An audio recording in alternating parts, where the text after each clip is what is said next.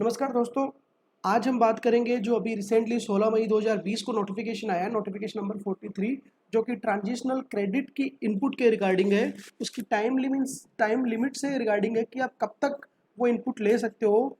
Time limit में जो confusion चल रहा था कि एक्ट में कहीं भी डिफाइंड नहीं था टाइम लिमिट के लिए, बट रूल में डिफाइंड थी वो चीज़, और एक्ट कहीं भी पावर नहीं कर रहा था रूल को कि टाइम लिमिट बताई जाए, बट स्टिल रूल में पावर थी, टाइम लिमिट दे रखा था रूल ने।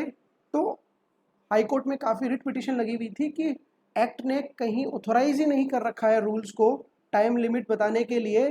तो ये जो 3 महीने की टाइम लिमिट ऑलरेडी दे रखी थी रूल में, उस 3 महीने की टाइम लिमिट के अगेंस्ट रिट पिटिशन चल रही थी। तो उसी से रिलेटेड एक नोटिफिकेशन आया है, तो वही अपन विस्तार से बात करते हैं दोस्तों।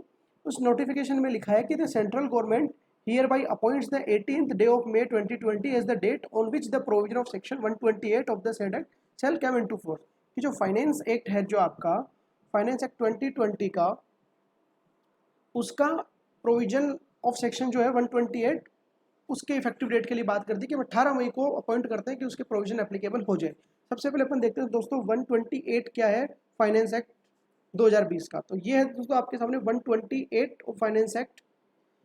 ये बोलता है in section 140 of the central goods and service tax with effect from 1 day of July 2017, 1 जुलाई 2017 से ही, मतलब कि रेट्रोस्पेक्टिव इफेक्ट से ही क्या कर देंगे, उसके कुछ एक सबसेक्शन है 1, 2, 3 से लेकर 9 तक, हम कुछ एक वर्डिंग्स के बाद कुछ नई वर्डिंग्स जोड़ेंगे, जो कि मेनली है विद इन सच टाइम, कि हम अब सेक्शन 140 को पावर दे रहे हैं कि टाइम डिसाइड कर सके वो, या फिर वो बता सके कि रूल्स टाइम बता सकते हैं। तो अब बेसिकली एक्ट के थ्रू एम्पावर्ड कर दिया गया है रूल्स को कि हाँ भाई, रूल्स में जो टाइम पीरियड दिया गया है वो एक्ट के अकॉर्डिंगली ही है।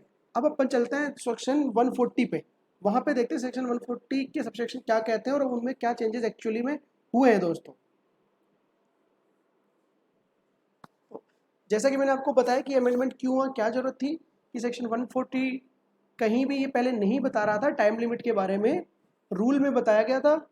तो रूल एक्ट को ओवरराइड कर रहे थे। उस ओवरराइडिंग इफेक्ट की वजह से हाई कोर्ट्स में काफ़ी वैलिडिटी लगी हुई थी उस रूल के अगेंस्ट। तो एक ये अपने एक्ट में ही अपने आप एक लेक्यूना था, उस लेक्यूना को ख़त्म करने के लिए, उसको रेगुलराइज करने के लिए अमेंडमेंट आया, और एक्ट को अब एक्ट में अमेंडमेंट करके रूल्स को एम्पावर कर दिया। तो अब रूल की लीगल वैलिडिटी आ जाएगी, क्योंकि अब रूल ओवरराइड नहीं करेगा सेक्शन 140 को, और सेक्शन 140 में ये चीज़ अपनी है रेट्रोस्पेक्टिव इफेक्ट से ही। पहले देखते हैं अपन सेक्शन, फिर चलते हैं दोस्तों रूल पे कि ऐसा था क्या, ऐसी क्या टाइम लिमिट थी जिसकी वजह से ये दिक्कतें आई। ये दोस्तों आपके सामने है सेक्शन 140। जो रेड मार्क्स है वो इन्होंने नए ऐड किए।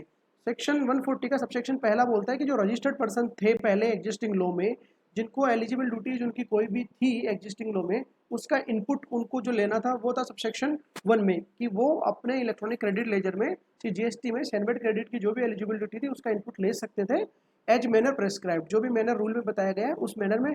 बट पहले यहाँ पे विद इन टाइम पीरियड नहीं डाला हुआ था कि कितने टाइम पीरियड में ले सकते हैं, ये भी नहीं डाला हुआ था कितने टाइम पीरियड में, या कहीं ये ऑथोराइज नहीं किया था रूल्स को कि भाई रूल्स टाइम पीरियड बताए। रूल्स को इतना ही ऑथोराइज किया था कि क्या मैनर होगा वो इनपुट लेने का, कि कौन से फॉर्म्स होंगे, कौन सी रिटर्न्स होगी।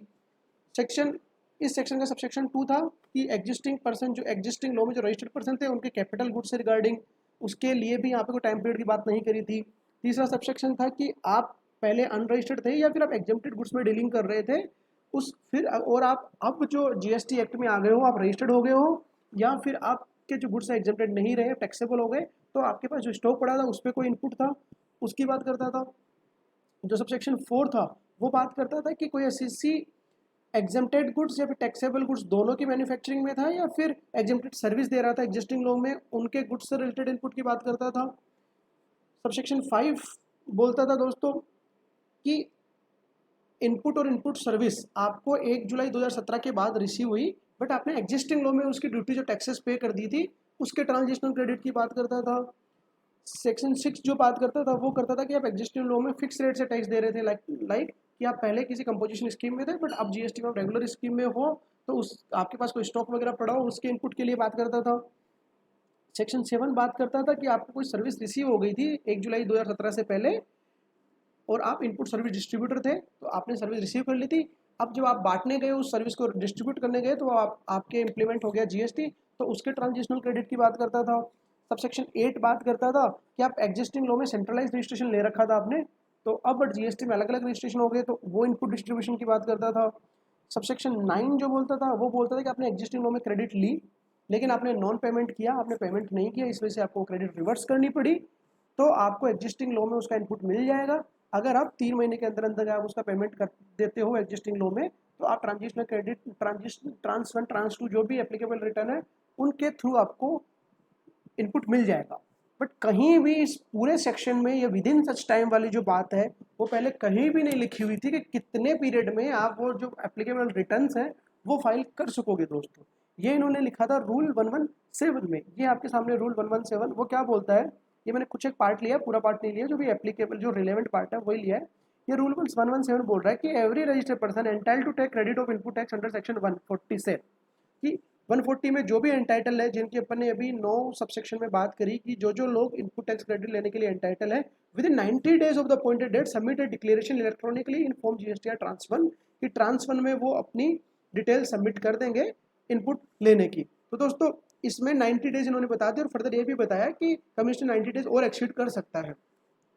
पहले पूरे 140 में कहीं भी रूल, आप पूरा 140 उठा के देखोगे, कहीं भी विद इन सच टाइम ये कहीं भी नहीं लिखा हुआ है। केवल रूल में डायरेक्टली जाके ये चीज़ लिखी हुई थी कि भैया 3 महीने के अंदर अंदर, तो रूल ने कहीं भी एम्पावर नहीं किया था, सॉरी एक्ट ने कहीं भी एम्पावर नहीं किया था रूल्स को। एक्ट ने केवल इतना एम्पावर किया था कि भैया मैनर बता दिया जाएगा, मैनर एज में प्रेस्क्राइब। तो प्रेस्क्राइब की आप डेफिनेशन सेक्शन 2 में जाके देखोगे, तो प्रेस्क्राइब का मतलब होता है as prescribed into the rules, कि रूल्स में जो बताया हुआ है वो।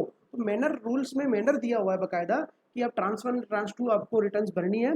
बट कहीं भी टाइम पीरियड के लिए सेक्शन ने, एक्ट के सेक्शन ने रूल को कहीं भी एम्पावर नहीं किया था। तो यही अमेंडमेंट लेके आए ये, क्योंकि काफ़ी रिट पिटिशन चल रही थी, काफ़ी लेकुना था, तो ये अमेंडमेंट, ये रेट्रोस्पेक्टिव इफेक्ट से अमेंडमेंट लेके आए कि भैया एक्ट में अब विद इन सच टाइम डाल दिया है, जिससे रूल एम्पावर हो गए हैं टाइम लिमिट बताने के।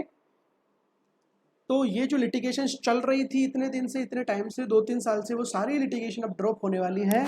ऑल दो ये कोई वेलकम मूव नहीं है असिसीज के लिए, क्लाइंट्स के लिए, एक टैक्स पेयर के लिए, क्योंकि अगर ये प्रोविजन नहीं होता, अगर ये विद इन सच टाइम वाली चीज़ नहीं होती, तो शायद हो सकता है वो रिट पिटीशन एक्सेप्ट हो जाती, और 3 साल तक जो लिमिटेशन एक्ट में टाइम दिया हुआ है, वहाँ तक भी अगर वो अपनी जो अपनी ट्रांजिशनल क्रेडिट की रिटर्न्स फाइल करते, तो उनको वो इनपुट मिल सकता था, एक चांसेस बने हुए थे। बट अब वो सारे चांसेस आपके ख़त्म हो गए।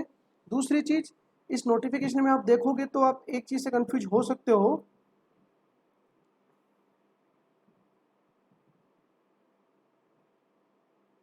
नोटिफिकेशन में लिखा हुआ है hereby appoints the date of 18 May 2020। इससे आपको कंफ्यूज नहीं होना है।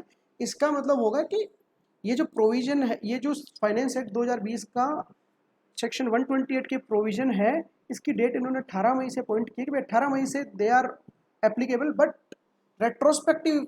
बट फाइनेंस एक्ट में आप जब देखोगे तो उसमें लिखा हुआ है कि वो एप्लीकेबल होंगे रेट्रोस्पेक्टिव डेट से। 18 मई तो उन्होंने बताया कि 18 मई को हमने आपको बता दिया है कि फाइनेंस एक्ट 2020 का जो सेक्शन 128 के प्रोविजन है वो एप्लीकेबल हो गए हैं। ये हम आपको 18 मई को बता रहे हैं, 18 मई को हम ये चीज़ आपको कंफर्म कर रहे हैं। तो बेसिकली इसका दूसरा मतलब ये भी हो गया कि 18 मई से पहले जो कोई एक्शन कर रखा है एससीसी ने, वो उसका रिवर्स नहीं होने वाला है, वो उस एक्शन पे कोई फर्क नहीं पड़ने वाला है दोस्तों। तो अगर आपको ये वीडियो पसंद आई हो, कुछ ये नोटिफिकेशन आपको समझ में आया हो, तो प्लीज़ ये वीडियो आप ज़्यादा से ज़्यादा शेयर करिए, अपने दोस्तों के साथ शेयर करिए, अपने क्लाइंट्स के साथ शेयर करिए। जहाँ भी आपको कोई और इसमें डाउट लग रहा हो, कोई कन्फ्यूजन हो, तो प्लीज़ हमारे साथ आपका कन्फ्यूजन शेयर करिए, आपके डाउट शेयर करिए, आपकी कोई क्वेरी हो वो शेयर करिए। मिलेंगे अगले किसी वीडियो में ऐसे ही किसी और अमेंडमेंट, ऐसी किसी और अपडेट आपके साथ शेयर करने के लिए। Thank you so much. जय हिंद, जय भारत। तो दोस्तों जाते जाते प्लीज़ लाइक और सब्सक्राइब करना ना भूलें। Thank you so much.